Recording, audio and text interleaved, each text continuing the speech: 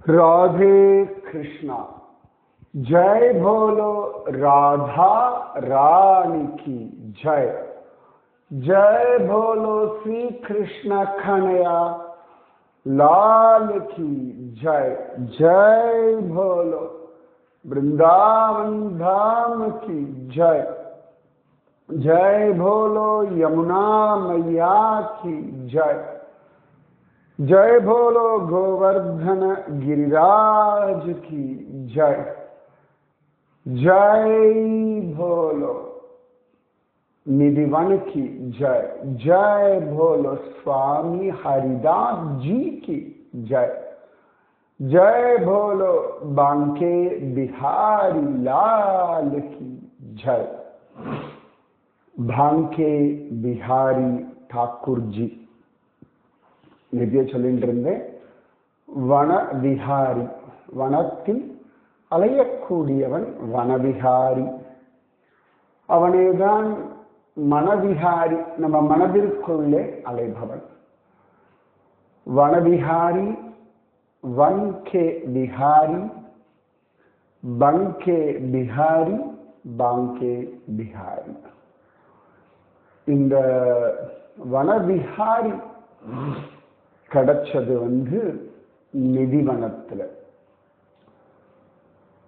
ஹரிதாஸ் சுவாமி Haridas G அவருக்கு ஜோரா இது கூட சொல்லிட்டு இருந்தேன். விவாக பஞ்சமி அன்னைக்கு கிடைச்சான் இந்த டாக்கூர்ஜி. டாக்கூர்ஜி அப்படின்னு தான் சொல்லுவார்கள். எல்லாருக்கும் பிடிச்ச ஒரு காதலன் இந்த பாங்கே பிஹாரி டாக்கூர். ஜனங்கள் பைத்தியம் மாதிரி அவனை பார்க்க போவான். நிஜமாவே அவனை பார்க்கறதே ஒரு பைத்தியம் தான். அந்த கூட்டம், இடிபாடுகள், எதை பத்தியுமே ஜனங்கள் கவலையே படமாட்டார்கள். அத்தனை ஆச்சரியம் அந்த பாங்கே பிஹாரியுடைய ரூபம். அப்ப அந்த பாங்கே பிஹாரிய நேர பார்த்த சுவாமி ஹரிதாஸ் எப்படி அனுபவிச்சிருப்பார், எந்த தியானத்தில் இருப்பார், எவ்வளவு பாட்டு பாடியிருப்பார்.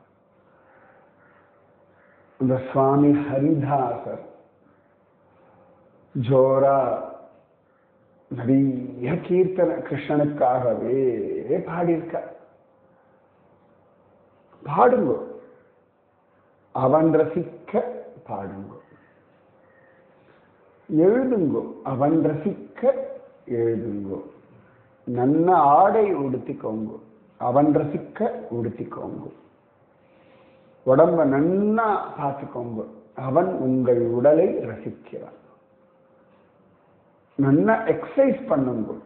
நீங்க ஆரோக்கியமா இருந்தா ரொம்ப சந்தோஷப்படுறது கிருஷ்ணன் தான். இந்த ஆரோக்கியம் இருந்தா தானே அவனை ரசிக்க முடியும், அவன் அனுபவிக்க முடியும். உடல் அழகு, வலிவு, வனப்பு எல்லாம் அப்படி ஜம்முன்னு இருக்கணும் கிருஷ்ணனுக்காக எப்பொழுதும். நிதிவனத்துல நாம உள்ள நுழைஞ்ச உடனே முதல்ல இந்த பாங்கே பிஹாரி பிரகட ஸ்தலம், பிரகஸ்தல் சொல்லுவாங்க, கிடைச்ச இடம். அதை பார்த்துட்டு அப்படி போகும்பொழுதுதான் விஷாகா குண்டு. விஷாகா சகிக்காக கிருஷ்ணன் உண்டாக்கின குளம். அடுத்து ராதையும் கண்ணனும் ராசமெல்லாம் ஆடித்து ராத்திரி ஆனந்தமாக சயனம் கொள்ளும் பள்ளியார் ரங்க் மஹல். அது இது எல்லாமே அங்க அந்த செடி கொடி மரங்களுக்கு நடுவுல தான் இருக்கு. இது நடுவுல தான் நம்ம அப்படி போகணும். அதை தாண்டினோம்னா அழகா கண்ணன் நித்தியம் ராதையோட ராசமாடக்கூடிய ஸ்தலம். அவனாக கையெல்லாம் கோத்தண்டு ஆடி பாடி மகிழலாம். அதை தாண்டினவன தான் வம்சீச்சோரி ராதாராணி அவளுடைய கோவில். இதுக்கு அடுத்ததுதான் சுவாமி ஹரிதாசருடைய சமாதி இருக்கு. ஸோ நிதிவனத்துல நாம பார்க்க வேண்டியது பாங்கே பிஹாரி பிரகடனமான ஸ்தலம், விஷாகா குண்டம், குண்டம்னா குளம், ராதையும் கண்ணனும் பள்ளி கொள்ளும்படியான பள்ளியறையாகிய ரங்கமகல், ராசக்கிரீடையாடக்கூடிய ராசஸ்தலம், அப்புறமா புல்லாங்குழல் திருடின ராதாராணி, நம்ம ஹரிதாஸ் சுவாமியினுடைய சமாதி. இந்த 6 இடங்கள் தான் நிதிவனத்திலே நாம பார்க்க வேண்டிய ஸ்தலங்கள். இந்த ஹரிதாஸ் நேற்றையே சொல்லிட்டு இருந்தேன், எவ்வளவு அழகா அவர் சிஷ்யர்களுக்கு பாங்கே பிஹாரிய காட்டி கொடுத்தார் அப்படின்னு சொன்னேன். இந்த ஹரிதாசருடைய சிஷ்யன் யார் அப்படின்னு கேட்டிருந்து, ரொம்ப ஃபேமஸ் அப்படின்னு நிறைய பேர் அழகா பதில் எழுதி அனுப்பியிருந்தேன். தான்சேன், ரொம்ப ஃபேமஸ் தான்சேன், ரைட்? அக்பருடைய அரசவையில் இருந்த முக்கியமான ஒருத்தர். அவர் ஹிந்து தான், காலப்போக்கில் அப்படி தான்சேன் அப்படின்ற அந்த முகம்மதிய பெயர் தான் அவருக்கு அமைஞ்சு போயிடுச்சு. அவருக்கு உண்மையான ஹிந்து பெயர் என்ன கண்டுபிடிச்சு சொல்லுங்க, ஓகேவா? இந்த தான்சேன் அப்படி பாடுவார், பாடி பாடி அக்பருக்கு அவ்வளவு பிடிச்சு போயிடும். அப்ப சொல்லுவார், ஹே தான்சேன், எப்படி நீ இப்படி பாடுற? அசாத்தியம், அப்பா அப்பா அப்பா அப்படின்னு உடனே தான்சேன் சிரிச்சுண்டு,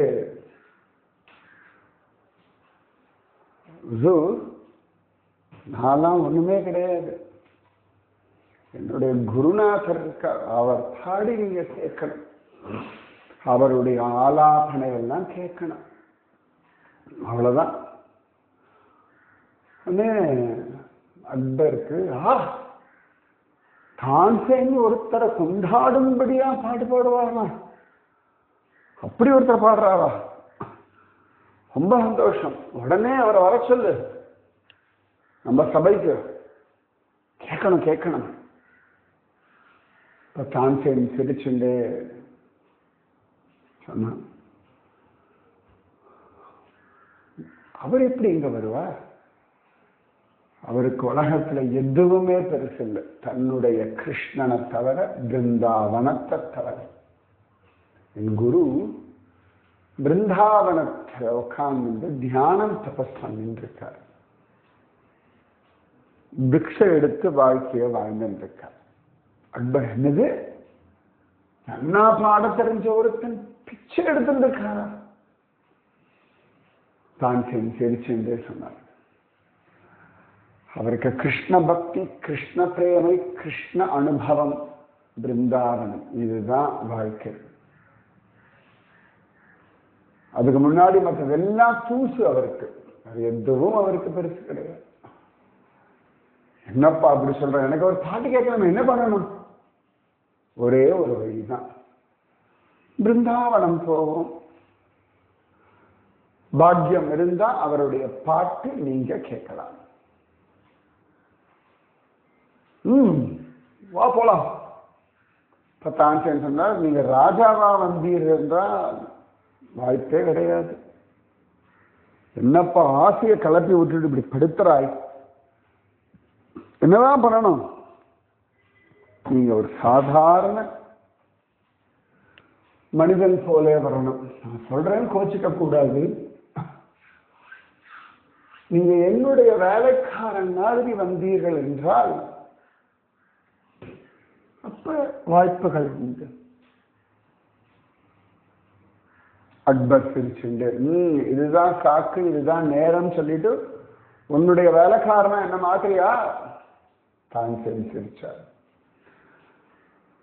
நான் சொல்றத சொல்லிட்டேன், அதுக்கப்புறம் உங்கள் இஷ்டம். நான் போகும்பொழுது குருநாதர் சில சமயங்கள சந்தேகம் கேட்டேன்னா அவருக்கு மனசு வந்ததுனால் பாடி காட்டலாம். அப்படி ஒரு வேளை பாக்கியம் கிடைச்சாலும் கிடைக்கலாம் அப்படின்னு தான்சேன் சொல்ல. வேற வழி கிடையாது. தான்சேனே கொண்டாடுறாருன்னா அப்ப அந்த பாட்டு கேட்டே ஆகணும் அப்படின்னு சொல்லி அக்பர் சரின்னு சொல்ல தான்சேனும் அக்பருமா டெல்லியில இருந்து பிருந்தாவனம் இன்னைக்கே 3 மணி நேரம் தானே. அன்னைக்கு ஒரு இடத்துல வேகமா எல்லாம் போவாள், குதிரையில எல்லாம் போயாச்சு. அப்பெல்லாம் வெறும் வனம் தானே, நிதி வனமே பெருசு. இன்னைக்குதான் சின்ன இடமா 2.5 ஏக்கருக்குள்ள அடங்கிருக்கு. அன்னைக்கெல்லாம் ரொம்ப பெருசு. நிதிவனத்துக்குள்ளேயே இந்த ஜாடு மண்டல், சேவா குஞ்சம், ராதா தாமோதர் கோவில், ராதா ரமணனுடைய கோவில், அப்புறமா சிங்கார்வட், இது எல்லாம் சேர்ந்து வந்துடும் உள்ளுக்குள்ள. வந்தாச்சு. அக்பர் சாதாரணமா அந்த தான்சேனுடைய வேலைக்காரன் போல இந்த கூட வர டிஃப்ரெண்ட் மாதிரி சில இடங்கள்ல இருக்கு வர. சுவாமி ஹரிதாஸை பார்த்துட்டு அழகா நமஸ்காரம் எல்லாம் பண்றார்கள். அப்ப ஹரிதாஸ் அவருக்கு கொஞ்சம் உடம்பு முடியல, 2-3 நாளா நல்ல காய்ச்சல், உடம்பெல்லாம் அப்படி நடுங்கின்னு இருக்கு. அப்ப அழகா பஜனை எல்லாம் பண்றார்கள். அவர் பாடல கேட்டு இருக்கார். அப்ப சுவாமி ஹரிதாஸ் சொல்றார், தான்சேன் நீ பஜனை பாடு, இன்னைக்கு அழகா உன் பஜனை கேட்கட்டும். பிஹாரி அவனுக்கு உன் பஜனை கேட்கணும்னு ஆசை அப்படின்னு சொன்னான். உடனே தான்சேன் எடுத்து அப்படி அழகா பாட ஆரம்பிச்சான். நடுவில் ஏதோ கொஞ்சம் மறந்தாச்சு. இப்படி முடிச்சோன்ன ஹரிதாஸ் சிரிச்சார். பக்கத்தில் இருக்க ஒரு சிஷ்யன் பேர் விட்டலா அப்படின்னு இருக்கு, இங்கவா அப்படின்னு சொல்லி தன் உடம்புல இருந்த அந்த ஷால் போத்திட்டு இருந்தார் குளிருக்கு. அதை எடுத்து கொடுத்து இது அந்த மரத்துல கொண்டு போட்டுவிடு அப்படின்னா, மரத்தை சுத்தி விடுங்க. யாருக்கும் ஒன்றும் புரியல. சரி நான் கொண்டு போய் அப்படி மரத்துல கொண்டு அப்படி சுத்தின அடுத்த நிமிஷம் இந்த மரம் நடுங்க ஆரம்பிச்செடுத்து. சுவாமி ஹரிதாஸ் தான்சேன் கிட்ட கொண்டா அப்படின்னு சொல்லி தம்பூராவை வாங்கிண்டார். ஸ்ருதி எல்லாம் மீட்டினார். ஜம்மனு காம்பீரியமா உள்ளம் உருக பிருந்தாவனமே அப்படி ஸ்தம்பிச்சு போய் ரசிக்கும்படியாக ஒரு அமுத கானம், காற்றினிலே வரும் கீதம். நிஜமாவே ஆர்ப்பாட்டம் இல்லாத பஜனை. நிறைய பேர் என்ன கூப்பிடுவா, நான் கூடுமா வரைக்கும் ஓடி போயிடுவேன்.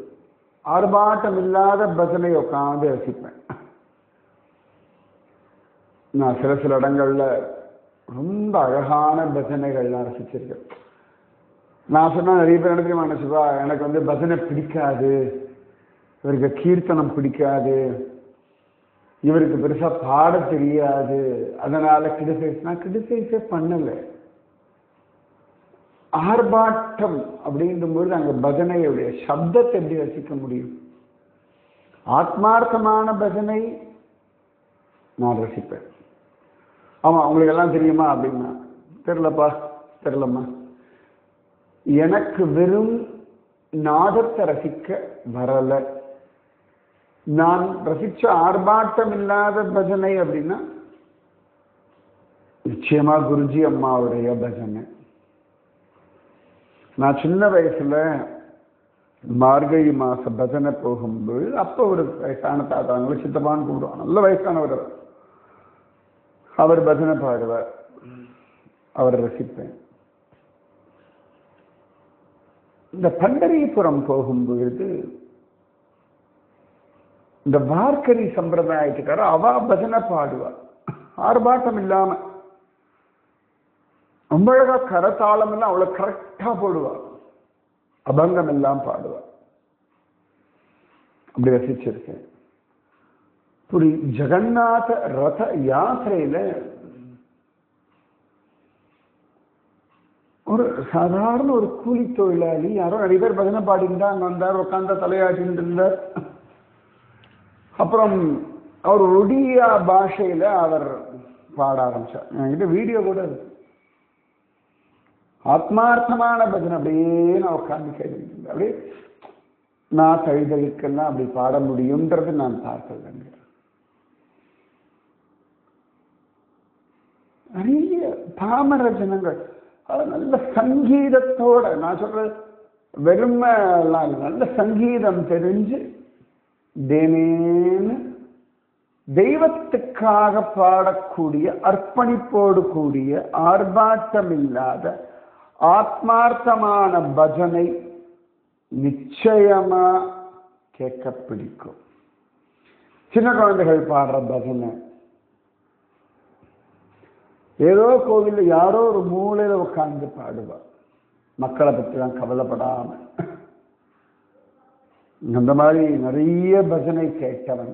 அந்த மாதிரி பஜனையில மட்டும்தான் நான் உட்காருவேன், போகவும் போவேன், எல்லாரையும் அப்படியே தப்பிச்சு ஓடிடுவேன். அது ஒரு சுகம். அதாவது நாம ஜபத்துல கூட ஒரு ஆர்ப்பாட்டம் இருக்கும். சில பேர்லாம் நான் பார்த்திருக்கேன். பொத்தாம் பொதுவா நான் சொல்றேன், அதுல ஒரு கர்வம் இருக்கும். நாங்க எல்லாரையும் பாட வைக்கிறோம். நிறைய பேர் சொல்வா, எல்லாருக்கும் பக்தி வரணும்னு சொல்லி நான் வீட்டில் எல்லாரையும் பாட சொல்லியிருக்கேன். என்ன இவாளுக்கே பக்தி பெரிய சந்தேகமா இருக்கும். இவாளே பெருமைக்கு தான் எல்லாம் பண்ணிட்டு இருப்பா. இதுல சொல்லுவா, வீட்டில் அப்படி வெட்டியா நேரம் போகிறது அவளுக்குலாம், அதனால அவளுக்கு பாட்டெல்லாம் சொல்லி கொடுத்து 4 பஜனை எல்லாம் பாட வைக்கிறேன் அப்படின்பா. பாட வைக்கிறேன்னு யார் யார் பாட வைக்கிறது? நான் ஒன்றும் சொல்ல மாட்டேன், சிரிச்சுன்னு விட்டுருவேன். என்னது காலம் புரிய வைக்கும் இல்லையா? நேரடியாக நம்ம சொன்ன வச்சுக்கோங்க, நம்ம விரோதி ஆயிடும். அந்த விரோதத்துக்கெல்லாம் பயப்படுறதும் இல்லை. நம்ம எல்லாவது சில விஷயங்கள்லாம் மனிதர்களுக்கு பேசி சொல்லி புரிய வைக்கிறத விட ஒதுங்கி போயிட்டோம்னா என்னைக்காவது புரிஞ்சுக்கட்டும், புரிஞ்சுக்கவே இல்லைனாலும் என்ன ஆகிட போகுது, அவ்வளோதான். சரி, அவளுக்கு சங்கீதம் பிடிச்சிருக்கு, பாதித்து போட்டு, அவ்வளோதான். இதுக்கு இவ்வளவு சொல்றேன்னா, நீங்க நினைக்கிற மாதிரி எந்த விதமான சங்கீதத்துக்குள்ளேயும் பஜனைக்குள்ளேயும் சுவாமி ஹரிதாசருடையது வராது. இதுதாங்க முக்கியமான விஷயம். ஏன்னா நிறைய பேர் அப்படி கேட்டிருக்கேன், இப்படி உருகி பாடுவாங்க. நிறைய பேர் என்கிட்டயே சொல்லியிருக்கா, எப்படி பாடுவார் தெரியுமா, அதெல்லாம் பகவத் அனுகிரகம் இல்லாமல் பாட முடியுமா? சரி, ரைட், அவ்வளவுதான். உங்களுக்கு ஆத்மார்த்தமான பஜனை, ஆத்மார்த்தமான கீர்த்தனம் அப்படின்னு புரியட்டும், அவ்வளவுதான் நான் பிரார்த்திச்சுக்கிறேன். அவ்வளவுதான் நான் பண்ண முடியும். அதுக்கு மேல உட்காந்து அப்படி நிறைய பேர் பல பேருக்காக வாதாடி இருக்கார். சரி, சந்தோஷம், அவ்வளவுதான். நிஜமாவே சந்தோஷம். ஹரிதாஸ் எதுக்கு இவ்வளவு சொல்றேன்னா, அந்த மாதிரி ஒரு பஜனை கீர்த்தனை கேட்கணும்னு பிரார்த்தனை பண்ணுங்க. பிருந்தாவனத்தில் நிறைய இடங்கள்ல நான் பார்த்திருக்கேன். ஆர்ப்பாட்டம் இல்லாத பக்தி வேணும், ஆர்ப்பாட்டம் இல்லாத பஜனை வேணும், ஆர்ப்பாட்டம் இல்லாத சங்கீர்த்தனம், ஆர்ப்பாட்டம் இல்லாத பாராயணம், ஆர்ப்பாட்டம் இல்லாத பூஜை. ஆத்மார்த்தம், சிம்பிள் ஆத்மார்த்தம். ஆத்மார்த்தமா கங்கா ஆரத்தி பார்த்திருக்கேன். ஆத்மார்த்தமா கும்பஸ்நானம், மகா கும்ப சொல்ற ஆத்மார்த்தமா எங்கேயோ ஒரு இடத்துல சில பேர் பண்ணிட்டு இருப்பா. அசாத்தியமா இருக்கும். அப்படி அந்த ஆத்மார்த்தம் சுவாமி ஹரிதாஸ் கிருஷ்ணனுக்காக மட்டும்தானே பாடுவார். தன்னை மறந்து பாட உருகியாச்சு. எல்லாரும் பாடி முடிச்சு, அப்படி பஜனையை முடிச்சு அப்படியே கிருஷ்ணா அப்படின்ற அழகா நமஸ்காரம் பண்ண. தான்சேன், அக்பர் எல்லாம். அக்பரை தொட்டு தான்சேன் நமஸ்காரம் எழுந்த பிறகு அக்பரை தொட்டு, ராஜா ஆசை நிறைவேறிடுதா, கிருஷ்ணகானம் கேட்டாச்சா அப்படின்னு அசந்து போயாச்சு அக்பர். இந்த அக்பரை இம்ப்ரெஸ் பண்றதுக்காக பாடல, கிருஷ்ணனுக்காக தான் பாடினார். சரி, ஆத்மார்த்தமா கேட்டா அவனால பாடுவோம் அப்படின்னு பாடியாச்சு.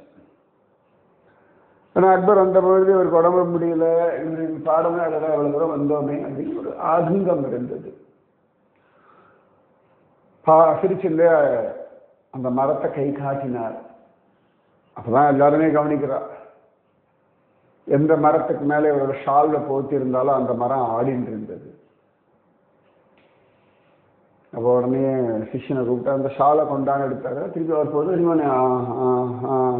அப்படின்னு உடம்பு முடியாம ஆயிட்டார். அப்ப அக்பர் எத்தனை ஆச்சரியம், என்ன வேணும், நான் அந்த பாக்கிய பெரிய கோவில் கட்டுறேன் அப்படின்னு. அப்ப சிரிச்சார். அவன் பேரே வனவிஹாரி. அவன் ஆனந்தமா வனத்துல இப்படி இப்படி இப்படி இப்படி சுதந்திரமா அலைய வேண்டியது. யார் அவனுக்கு என்னத்தை கொடுக்கணும், உலகமே அவனோடது. அக்பருக்கு ஒரு மாதிரி ஆயிடுச்சு. இல்லை நிதானம் பண்ணணும். அப்ப சுவாமி ஹரிதாஸ் சொன்னார் சிஷ்யாவை பார்த்தப்ப அந்த படிப்பு யமுனை படிப்புற ஏதோ கொஞ்சம் ஏதோ உடஞ்சிருக்குன்னு சொன்னாரு. அதை அழிச்சுட்டு போய் காட்டணும். அந்த ஏதோ படித்துறை கொஞ்சம் போற வழி கொஞ்சம் சரியில்லைன்னா அந்த படித்துறையை மட்டும் சரி பண்ணி கொடுத்துட்டாரு. அக்பருக்கு ரொம்ப அசிங்கமா போயிடுத்து, வெக்கமா போயிடுத்து, கோபமா வர்றது. இந்த இந்த பாரத பூமியே என் கண்ட்ரோல்ல இருக்கு, என்ன கதிகாரத்தனமா இருக்கு. ஒன்றும் பேச முடியல. அப்படி நடந்து யமுனை படித்துறைக்கு போயாச்சு. பார்த்தா யமுனையினுடைய வலிவும் வனப்பும் அப்படி இருக்கு. அது என்னன்னா அந்த படித்துறை காமிச்சா பாருங்க, நவரத்னங்கள் பதிச்சு தங்கத்துல பண்ணிருக்காங்க. படித்துறை எல்லாம் தூக்கி வாரி போட்டு எடுத்தது. ஓரத்துல எங்கேயோ உடஞ்சிருக்கு. சாதாரண மற்றவர்கள் பார்க்கும்பொழுது வெறுமே கல் உடஞ்ச படித்துறை. அந்த கால சிமெண்ட்லாம் கிடையாது இல்லையா, கல்லு தானே போட்டுருவோம். ஆனா அக்பர் பார்க்கும் பொழுது தங்கமயமான படிகள், நவரத்னங்கள் இழைச்ச படிகள். அது ஓரத்துல கொஞ்சம் சரி பண்றதுக்கே பத்தவே பத்தாது.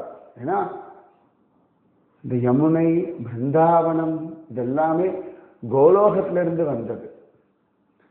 சாதாரண மனிதர்களுக்கு அது சாதாரணமா தெரியும். மகாத்மாக்கள் அதை காட்டி கொடுக்கணும்னு நினைக்கும் பொழுது அதை காட்டி கொடுக்கிறார்கள். உடனே எல்லாரும் எங்களுக்கு அந்த மாதிரி தெரியணும். இது எப்படி என்ன பிரச்சனைனா வச்சுக்கோங்களேன், இது அதுவா அவருடைய மகிமை தெரியணும்னு கேட்கும் பொழுது அதனுடைய பாவம் சித்திக்கும் பொழுது அந்த பிரத்யட்சத்தை புரியும். இது நான் பாதுடைய எனக்கு தெரியணும் பெருமைக்காகனா அதான் காட்டி தர மாட்டேன். அக்பருடைய அகம்பாவத்தை அடிக்கிறதுக்காக இந்த லீலையை பண்ணார். அக்பர் கையை கூப்பிண்டாச்சு, நேரம் வந்தார். ஹரிதாஸ் சுவாமி ஹரிதாஸ் திரும்பி நமஸ்காரம் பண்ணார். இல்லை எனக்கு அந்த படித்துறையை சரி பண்ற அளவுக்கு தகுதி இல்லை, அவர் அப்படியே இருக்கட்டும் ஆசீர்வாதம் பண்ணார், போயாச்சு. இப்பேற்பட்டவர் சுவாமி ஹரிதாஸ். அவருடைய சமாதி அங்கே பார்த்தா உள்ள லலிதா சகியினுடைய மூர்த்தி வச்சிருப்பார். லலிதா சகியினுடைய அவதாரமாகத்தான் சுவாமி ஹரிதாசர் அவதாரம் பண்ணார். அவர் எப்ப நிதியோட கேட்டிருந்தேன், அவர் எப்ப பிறந்தார், எப்ப முக்தி அடைஞ்சார்னு கொஞ்சம் பார்த்து சொல்றீங்களா? தான்சேனுடைய இயற்பெயர் என்ன, அதுவும் பார்த்து சொல்றீங்களா? ஸோ இதெல்லாம் தான் நிதிவனத்தினுடைய விஷயங்கள். பாங்கே பிஹாரி பிரகடனமான இடம், அழகான விஷாகா குண்ட், அதுக்கப்புறமா ராதா கிருஷ்ண பள்ளியறை, அதுக்கு அடுத்தது ராசமாடக்கூடிய இடம், அதன் பிறகு புல்லாங்குழல் கொண்ட ராதாராணி, அதன் பிறகு சுவாமி ஹரிதாசருடைய அழகான சமாதி. அந்த பாங்கே பிஹாரி உங்களை சீக்கிரம் பிருந்தாவனம் கூப்பிடட்டும். சுவாமி ஹரிதாஸ் போல ஆத்மார்த்தமான பஜனை பாடுறார். பாக்கியம் உங்களுக்கு கிடைக்கட்டும். சுவாமி ஹரிதாசர் போன்ற அற்புதமான மகாத்மாக்களுடைய ஆத்மார்த்தமான பஜனை கேட்கிற பாக்கியம் உங்களுக்கு கிடைக்கட்டும். ராதே கிருஷ்ணா, ராதே கிருஷ்ணா, கிருஷ்ணா ராதே, ராதே கிருஷ்ணா, கிருஷ்ணா ராதே, ராதே கிருஷ்ணா, கிருஷ்ணா ராதே, ராதே கிருஷ்ணா, கிருஷ்ணா ராதே. जय बोलो राधा रानी की जय, जय बोलो श्री कृष्ण कन्हैया लाल की जय, जय बोलो वृंदावन धाम की जय, जय बोलो गोवर्धन गिरिराज की जय, जय बोलो यमुना मैया की जय. राधे कृष्णा. जय बोलो निधिवन की जय, जय बोलो स्वामी हरिदास जी महाराज की जय, जय बोलो बांके बिहारी लाल की जय, जय जय जय जय. राधे कृष्णा.